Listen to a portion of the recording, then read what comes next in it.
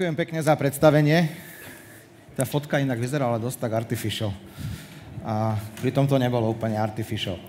Dobre, dnešná téma je veľmi jednoduchá, je ochrana dát v džungli a možno sa trošku dostaneme k tomu, prečo džungla, ale začneme jednoducho.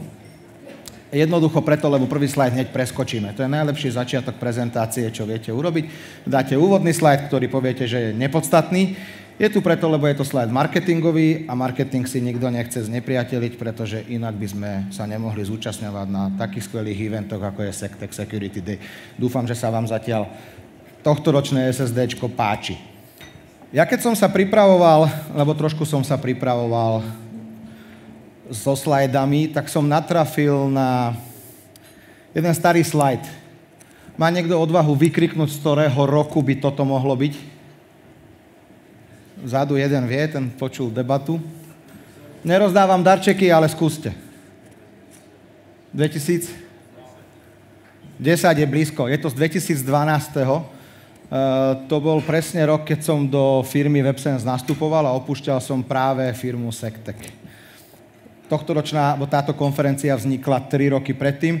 Ja úsmevne hovorím, že je to pred 50 kvartálmi. To je to, ako my obchodníci rátame svoj život. Takže 50 kvartálov dozadu sme sa bavili o tom, že toto sú kľúčové priority pre šéfa security alebo pre securityáka v danom čase. A mne prišlo strašne fascinujúce, aký kus cesty sme za tých 50 kvartálov alebo 12 rokov prešli a napriek tomu, koľko peňazí, energie, efortu a všetkého sme dali do informačnej bezpečnosti, ja si myslím, že každá jedna ikonka, ktorá je na tom slajde, je aktuálna. Možno social web nie tak z pohľadu toho, ako nás trápilo vtedy, že či nám ľudia browsujú, lebo to je drahé a mala by byť v SAPe a nie na Facebooku, ale stále z pohľadu toho, aké sú vektory útokov, tak social web je tam úplne oprávnene. O cloude sa asi nemusíme ani baviť. Mobility, dodnes jedna z najväčších víziev, ako riešiť aj pri ochrane dát, práve mobilné zariadenia, tablety, nemenežované zariadenia. DLP bude to, o čom dnes budem v zásade hovoriť. Moderný malware, nie je to úplne možno priorita Forcepointu, ale myslím si, že stále je to jedna z najaktuálnejších vecí, ktoré si so trápia. A changing face of security je krásny pojem, pretože vždy príde niečo, čo nám to zmení a dnes to je rozhodne téma AI. Ak tu je nejaký prezentujúci, ja viem o jednom, ale ak tu je niekto ďalší, kto nespomenie AI v svojej prezentácii, tak ho čakám na bare. Má odo mňa drink. Lebo predpokladám, že každý jeden to musí spomenúť. Čo sa nezmenilo za tých 12 rokov? Forcepoint sa stále venuje informačnej bezpečnosti, preto sme tu a nie vedľa na bankových kartách, čo prebieha paralelne v tomto hoteli. A ak to zoberiem sprava doľava, tak áno, stále ten náš core business je sieťová bezpečnosť, nejaké tie firewally, SD-vanky, bezpečné browsovanie, či už z pohľadu proxy, alebo z nejakého remote browser isolation. Samozrejme, ten veľký balík, hovoríme o tom posledné 2 roky neustále, je ochrana cloudových aplikácií a ruka v ruke s tým práve súvisí aj ten prechod nielen nás do cloudu, ako aplikácií a nejakého fungovania, ale aj tých dát.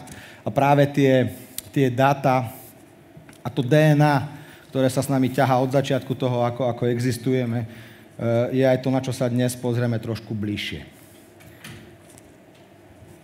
Tá hlavná zmena nejaká, ktorú sme zažili za posledné roky, aj keď to môže byť trošku taká už až omielaná téma, je naozaj tá zmena toho spôsobu fungovania. Aj to, že dnes časť z vás sedí tu, ale druhá časť, a relatívne nie zanedbateľná, sleduje túto konferenciu online. Ten hybridný spôsob fungovania, že my sa s chalanmi od vendorov stretávame minulý týždeň v Budapešti, teraz tu a budúci týždeň možno v Bukurešti. Tá globalizácia nás dobehla všetkých a naozaj musíme pristupovať ako k aplikáciám, k pracovným povinnostiam, aj k dátam odkiaľkoľvek. Ale prečo je teda taký ten hype okolo dát? Pani moderátorka to v začiatku trošku naznačila, že dáta sú to, čo nejakým spôsobom poháňa firmy. Ono, samozrejme, ak chceme byť konkurencieschopní a efektívni, tak je to práve o tom, ako sme schopní dávať nové produkty von na trh. Nielen my ako security vendory, ale akákoľvek výrobná spoločnosť. ak sa bavím o štátnej správe, ako efektívne som schopný pracovať s dátami, či ich musím mať 3-krát v 3 rôznych databázach, alebo už to konečne dokážem dať na jednu a tak ďalej. Samozrejme spomínaná tá hybridná schizofrénia, že raz robím odtiaľ a ja ten prístup musím mať. Toho bezpečáka neplatím na to, aby mi povedal, čo nesmiem, ale aby mi dal možnosti na to, ako to urobiť bezpečne. Jedna z takých, budem tomu mať jeden jediný slajd, bohužiaľ pre mňa najmenej podstatných, ale pre board veľakrát rozhodujúcich faktorov je compliance a nejaké regulácie, pretože ak už nič iné neprinúti niekoho zamyslieť sa, prečo riešiť ochranu dát, tak to môže byť práve nejaký legislatívny rámec alebo nejaké nariadenia. Potom je taký pre mňa zvláštny pohľad, je to tá posledná odrážka a to je tá monetarizácia. Vypnúť výrobnú linku v autofabrike stojí strašné peniaze. Alebo ak by niekto otvoril priehradu, tak sú to nenormálne katastrofické následky, ale ťažko sa to predáva na dark webe. Kdežto tie dáta sú také zvláštne. Ak v podstate máte štandardný ransomwareový útok, ktorý zjednoduším, zašifruje nejaké dáta, tak tí beťári vás dokonca skásnú 3-krát v dnešnom svete. Možno by to chalani z nejakého incident responsu vedeli rozobrať do väčších detailov, ale v princípe prvýkrát si od vás vypýtajú peniaze, aby vám tie dáta sprístupnili. Zaplatia to, odšifrujem, budeš to mať. Ale oni sú beťári, oni si vypýtajú tie peniaze druhýkrát, aby ich nesprístupnili. To znamená, že ak nechcete, a naozaj sú firmy, ktoré sa tým živia, že vám urobia analýzu, čo o vás, o vašej firme je dostupné na dark webe. Kde, aký obsah a ideálne, či sa to odtiaľ dá dostať dole. Ale oni to povýšili ešte na level vyšší, a to v tom, že sú schopní si vypýtať aj tretí poplatok, a to za to, že vás nenahlásia autoritám, ktorým by ste vy, váš bezpečnostný incident a stratu dát nahlásiť mali. Takže keď si zoberiem, jedným útokom na dáta sú schopní dostať 3-krát platby. A tá monetarizácia dát, či bude nepriama, odchádzam z banky, berem si nejaký zoznam svojich klientov, aby som im ponúkol lepší úver, hypotéku, leasing, čokoľvek, investičné portfólio, kde je tá monetarizácia možno nepriama, až naozaj na to obchodovanie s dátami. Tak z tohto všetkého samozrejme vyplýva, že áno, skratkovito sa hovorí, že data is the new oil, dáta sú naozaj ten nový olej ekonomiky. Ak som hovoril, že do toho vždy vstupuje niečo nové a je to hlavná téma dnešnej konferencie, tak je to AI. A ak sa bavíme o ochrane dát, tak samozrejme AI sa nedá ignorovať. Ja hovorím, že AI je ako oheň. Dobrý sluha, zlý pán. To znamená, ak s ním viem fungovať, tak naozaj ten AI môže byť nápomocný. A ak to stiahnem na to, čo robí Forcepoint v rámci ochrany dát, my máme niečo, myslím, že v paneli to odznelo, čo voláme machine learning. Myslím, že niektorí z tých rečníkov to hovoril, že ak je to v PowerPointe, je to AI, ak je to napísané v programovacom jazyku, tak je to machine learning. Machine learning nie je nejaký sexy názov, ale naozaj je to niečo, čo využíva všetky tieto funkcionality, ktoré dnes tak sexy marketingovo nazývame AI a znie to krajšie. Ale áno, ak ja chcem naučiť systém na ochranu proti únikom dát využívať AI, tak ja mu musím dať kvantum dokumentov a povedať mu, toto je false pozitív, toto je false negatív. To riziko, ktoré z toho vyplýva potom samozrejme je, že ak niekto sa dokáže dostať k tomu samotnému túlu, tak potom je otázka, že ak sa tá umelá inteligencia tie dáta učí, či si tie dáta niekde ukladá, ak si ich ukladá, akým spôsobom k tomu môže mať prístup. Takže tým veľkým je tam jednoducho napísané, že sú tam 2 typy informácií.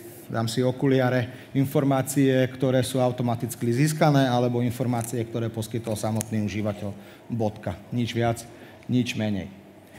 Samozrejme sú možnosti ochrany proti tomuto a nie sú nejak nenormálne zložité alebo komplikované. Aplikujú sa presne tie isté princípy, ktoré by ste aplikovali proti akémukoľvek nechcenému úniku dát, a to je nejaká reštrikcia samotného prístupu k tým dátam, monitorovanie nejakej užívateľskej aktivity, užívateľ rovná sa aj AI, k akému obsahu.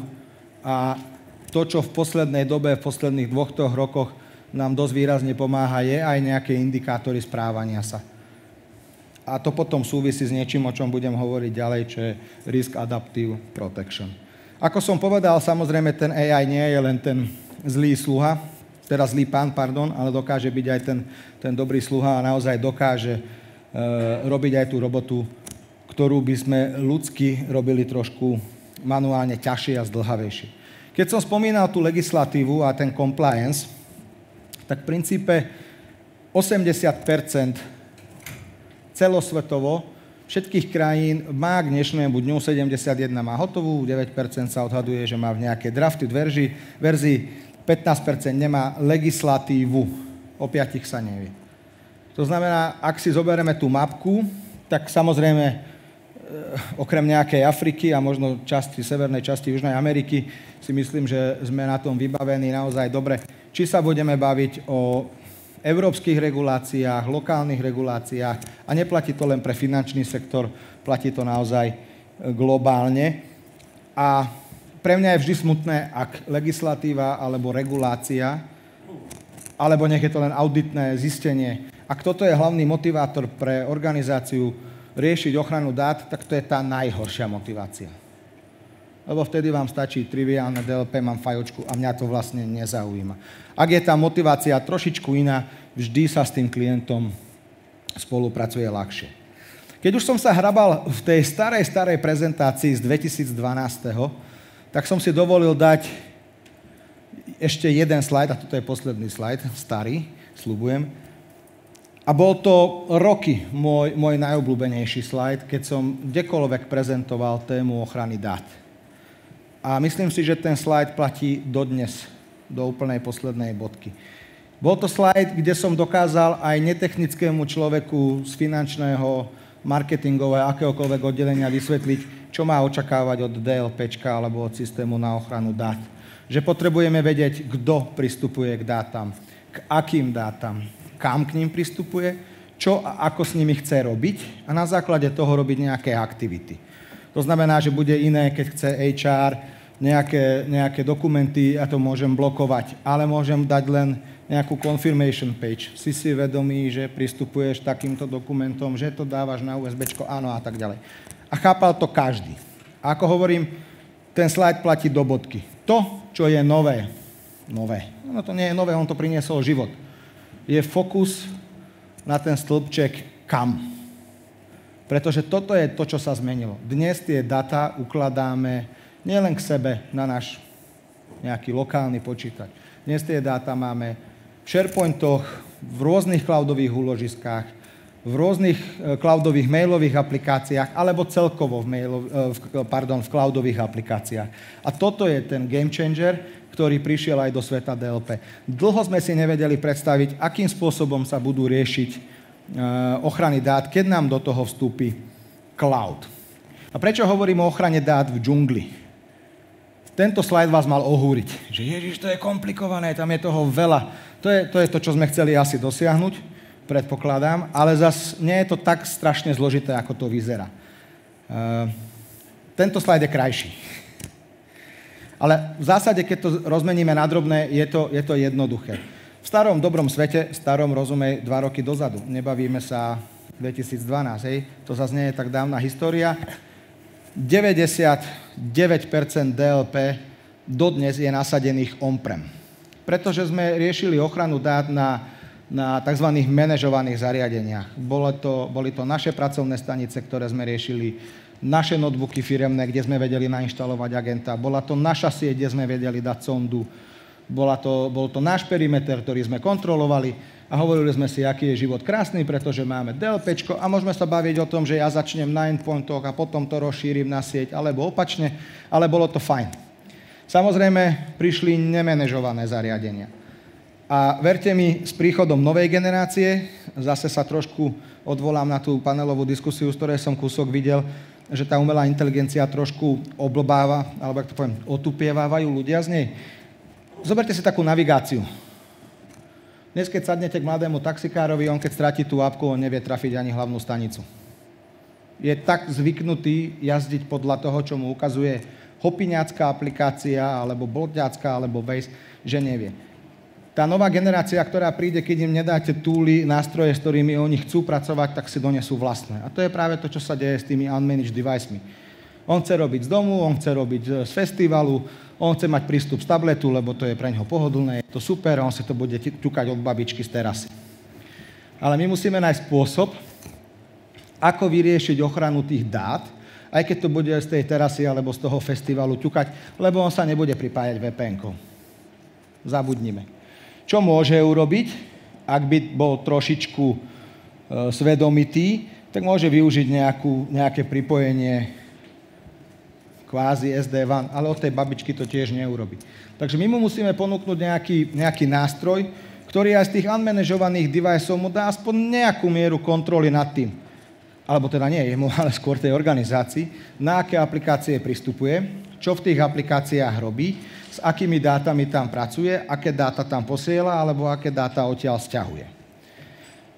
A tá posledná časť toho obrázku, ktorá do toho nejakým spôsobom dospieva, je potom tiež vec, ktorú sme pridali nedávno, a to je kontrola nejakej komunikácie v rámci organizácie medzi aplikáciou a aplikáciou.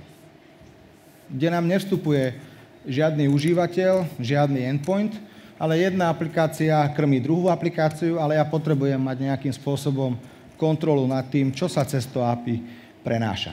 Takže toto je ten finálny obrázok tej džungle, ktorú dnes svojím spôsobom musíme manažovať a byť schopný v nej, napriek tomu, že vyzerá na prvý pohľad komplikovane, tak tie dáta v nej mať pod kontrolou. Ak to rozmeníme zase na drobné, nie je to tak zložité, stačí sledovať nejaké kroky. Ja som z časti hovoril o tom APIčku. Vec, ktorú sme pridali tiež pred pár mesiacmi, bola DLP v cloude pre e-mail. Ono to znie tak trošku komplikovane, ale v podstate tá kontrola sa odohráva v samotnom AWS-ku a tie maily sa posielajú z Exchange tam a späť do Exchange a z Exchange idú ďalej. Kto by o tom chcel pokecať viac, budem tu v máni, jak sa hovorí vonku pri stolíkoch, takže môžeme si to rozobrať. Ja by som sa z tohto ešte zameral na tú prvú vec, ktorú sme trošku podcenili. A to je, že každý projekt na ochranu dát začína nejakou klasifikáciou dát. Lenže ak chcem klasifikovať dáta, tak ja o tých dátach musím vedieť. A toto bolo väčšinou niečo, kde sa najímali konzultačné firmy, ktoré boli schopné nám urobiť nejakú analýzu toho, kto je vlastník dát, aké dáta vytváram, kde ich mám, aký je ich proces, aký je ich workflow a tak ďalej. Problém je, že väčšinou sa riešia dáta, o ktorých vieme. To je tých 20% tých visible, ale nejakých 80% dát je pre nás častokrát neviditeľných. Niekde sme ich odpratali a viac sme sa k ním nevrátili, ale oni stále niekde existujú.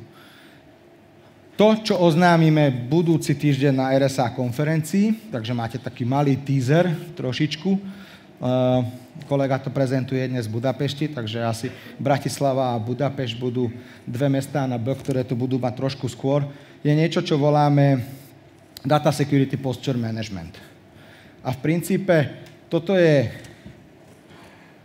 tool, ktorý využíva práve umelú inteligenciu na to, aby sme boli schopní jednak zistiť, kde dáta máme, potom tie dáta klasifikovať, ak ich mám sklasifikované, tak prioritizovať, ktoré sú pre mňa tie, ktoré chcem mať pod kontrolou a chcem vedieť, kade sa hýbu, a potom, aby som ich vedel chrániť a mať ich v nejakom monitoringu. Takže toto je relatívne novinka, ktorú predstavíme, ako som hovoril, budúci týždeň. A ono to v princípe, tam, ak si všimnete tú ikonku počítača, ona by sa z času na čas mala zmeniť, aspoň dúfam. V princípe toto dokáže naozaj pomôcť tomu, aby som bol schopný tie dáta v prvom rade zistiť. Ak máte záujem urobiť si oklieštenú verziu toho, čo to DSPM robí, máme k dispozícii niečo, čo bude predstavené spolu s tým DPM, a to je Data Security Risk Assessment. Je to oklieštená verzia, ktorú si viete spustiť na dobu 1 mesiaca, sú tam nejaké obmedzenia na veľkosť súborov a tak ďalej, ale práve toto vám dá obraz o tom, aké dáta sa pohybujú v rámci vašej organizácie, kde sú tie riziká, ktoré na vás číhajú, aby ste potom do budúcna mohli takéto niečo riešiť. No a marketingovým slajdom sme začali, takže s marketingovým slajdom aj skončíme. To bolo moc rýchle. Takže v princípe, prečo Forcepoint, ak sa bavíme o dátach, robíme to najdlhšie, nehambím sa povedať, že najlepšie. Tie skúsenosti sú lokálne a naozaj dnes môžem povedať, že je to aj AI powered. Ďakujem pekne za váš čas a prajem vám ešte pekný deň.